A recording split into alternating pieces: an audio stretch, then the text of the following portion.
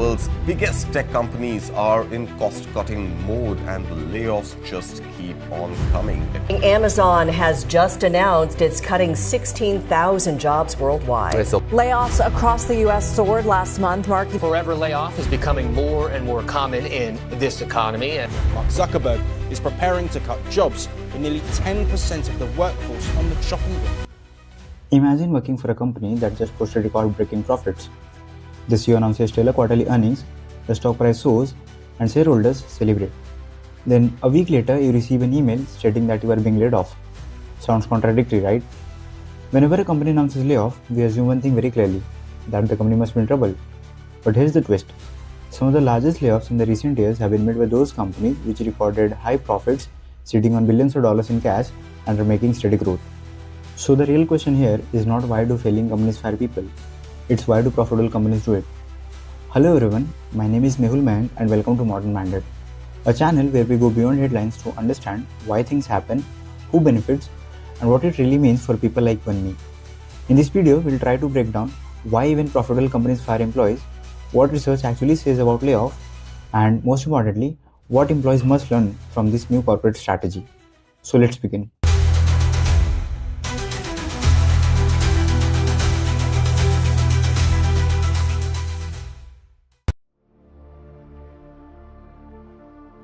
One of the biggest reasons we are seeing layoffs, even at profitable companies today, is something almost everyone is talking about: AI and technological changes.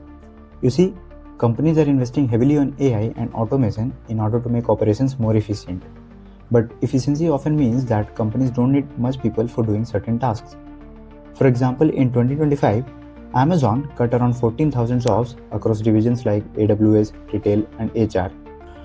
And news reports explicitly link these cuts as an effort to operate more efficiently and integrate AI tools into the business.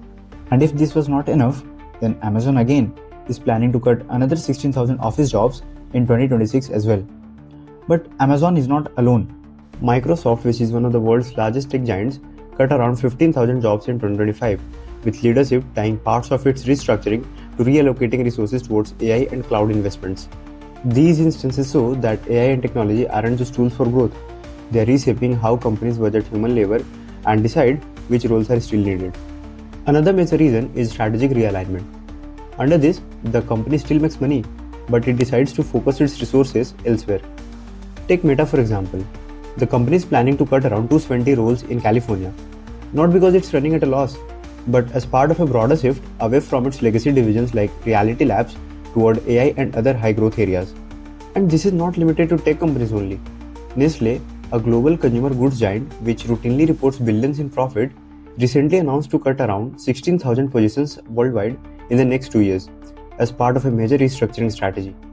This means that even highly profitable divisions of the companies can be scaled down, simply because the company sees other divisions as more important for future growth. The next reason is something that has become a widely documented factor: post-pandemic hiring boom. During the year 2020 to 2022, companies, especially in tech, hired aggressively in order to meet the skyrocketing demand of employees.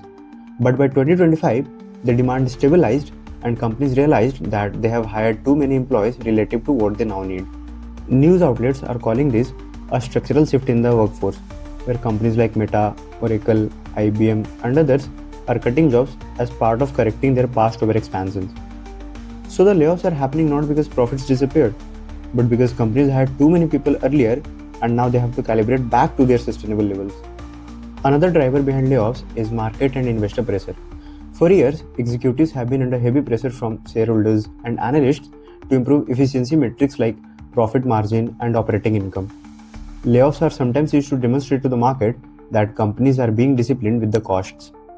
Interestingly, this old assumption that layoffs automatically please markets is starting to break down. According to a recent Goldman Sachs analysis, companies which announced layoffs while citing reasons like efficiency, automation, and restructuring often did not see positive stock market reactions. In fact, in many cases, share prices actually declined. The research suggests that investors are increasingly interpreting layoffs not as a sign of strength, but as a warning signal. So what once was seen as a quick way to signal cost control no longer works as reliably. But companies still do it to respond to the market expectations. Up to now, we have discussed why companies lay off employees. But let's step away from corporate explanations and ask a tougher question. What does research actually say about layoffs? Because once economists and management scholars study layoffs over time, the story becomes far more nuanced. This effect has been documented for decades.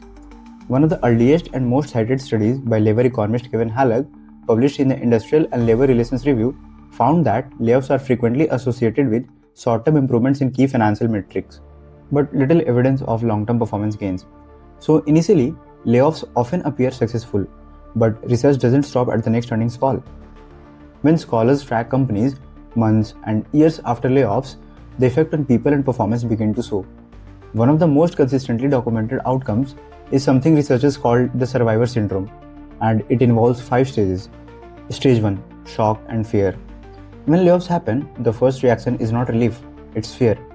Employees stop thinking about growth and start asking one question: am I next? Stage 2: guilt and emotional strain.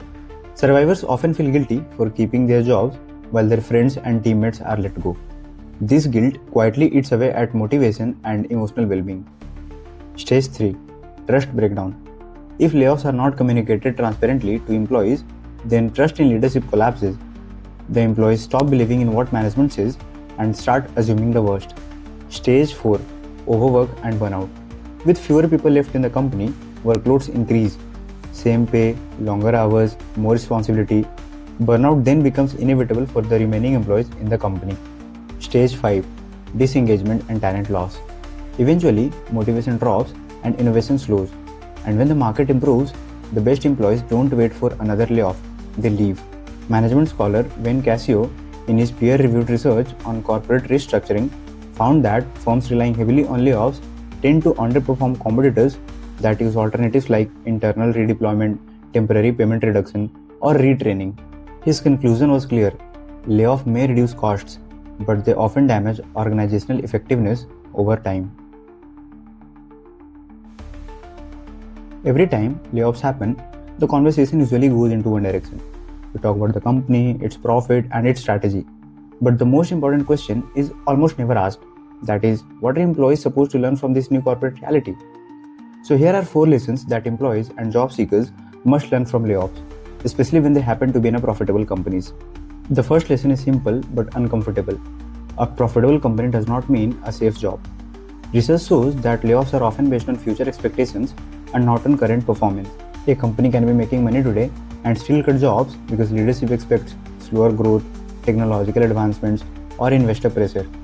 Studies by the Federal Reserve Bank of San Francisco show that firms often choose layoffs even when alternatives exist, simply because layoffs are faster and signal control. So the belief that as long as my company is profitable, my job is safe no longer holds true. The second lesson is about loyalty. Loyalty feels valuable, but in modern corporations, loyalty is rarely strategic. You see, companies are designed around roles, not relationships. That's why even high-performing, loyal employees are laid off, not because they failed, but simply because their role no longer fits the company's future plan. As explained in Harvard Business Review, modern firms prioritize flexibility and restructuring over long-term employment guarantees. Loyalty may be respected, but it does not protect careers. The third lesson is the most important one. Skills have replaced tenure as the real currency of job security. Global research consistently shows that employees who survive layoffs are those who can adapt, not those who have stayed the longest. People with cross-functional skills, digital literacy, and learning agility are far more resilient during restructuring. Titles fade, years served reset, but skills, it compound. Lesson 4 is rarely talked about. Careers don't end because of layoffs, they stall because of lost momentum. Research in labor economics shows that people with strong professional networks find jobs faster, face shorter unemployment periods, and recover income quickly after layoffs. In many cases, who knows your work matters more than what your resume actually says. You see, career security is not just about performance, it's about visibility. That's it for this one, guys. If you learned something valuable from this video, then please hit like and don't forget to subscribe to the channel. We'll see you in the next one.